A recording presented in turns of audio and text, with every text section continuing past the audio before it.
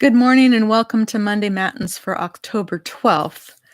A few days ago, we talked about the little kindnesses we witness in the world around us and how it impacts us, especially when we feel overwhelmed by grief and negativity. Today, I want us to focus on the ways in which we can be the kindness in the world, not necessarily in enormous, difficult ways, but in those small ways that are still effective at tipping someone's day in a more positive direction. Once again, I'm reading from Don't Sweat the Small Stuff, and this is Dr. Richard Carlson's point number 34. Practice random acts of kindness. There's a bumper sticker that has been out for some time now. You see it on cars across the nation. In fact, I have one on my own car. It says, "Practice random acts of kindness and senseless acts of beauty." I have no idea who thought of this idea, but I've never seen a more important message on a car in front of me. Practicing random kindness is an effective way to get in touch with the joy of giving without expecting anything in return. It's best practiced without letting anyone know what you are doing. There are 5 toll bridges in the San Francisco Bay Area. A while back, some people began paying the tolls of the cars immediately behind them.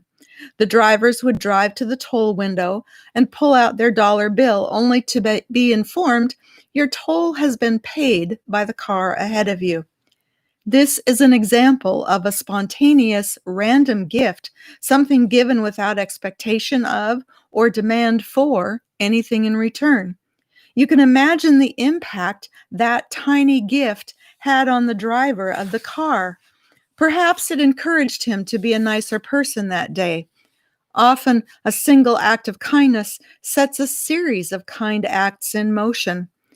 There is no prescription for how to practice random kindnesses. It comes from the heart. Your gift might be to pick up litter in your neighborhood, make an anonymous contribution to a charity, send some cash in an unmarked envelope to make someone experiencing financial stress breathe a little easier.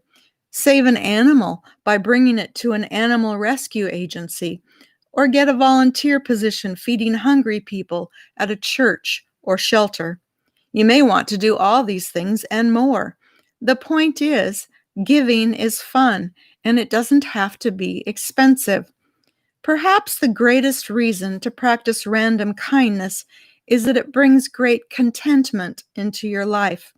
Each act of kindness rewards you with a positive feeling and reminds you of the important aspects of life: service, kindness, and love. If we all do our own part, pretty soon we will live in a nicer world. As we close this morning, may we reflect on the ways in which we have done random acts of kindness in the past.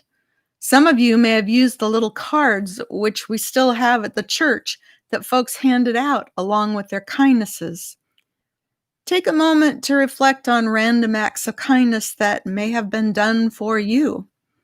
And as you inhale, slowly breathe in Spirit's gift of openness, which enables you to live a life of service and generosity, kindness and love, even when others around you seem closed off and self-absorbed. As you exhale, let go of thoughts you may hold that any negativity you might experience is intentionally directed at you. Remember that sometimes people are just stuck in their own days, in their own ways, in their own heads. And as you inhale once again, remember that people need our small kindnesses, whether they acknowledge it or not.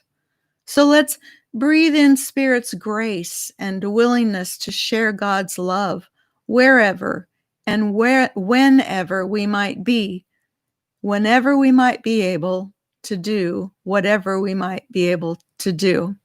Have a great week, looking for opportunities to be kind. Bye-bye.